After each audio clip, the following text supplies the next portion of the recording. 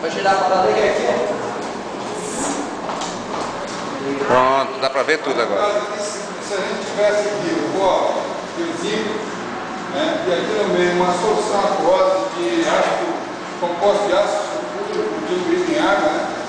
Então nós teríamos aqui um diferencial de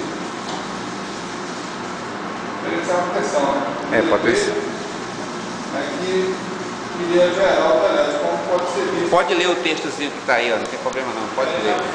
Aí não tem um texto assim. É o conjunto de fenômenos físicos e químicos que ocorrem numa solução ou substância no estado fluido, pela passagem de corrente elétrica. Neste processo, a substância sofre decomposição.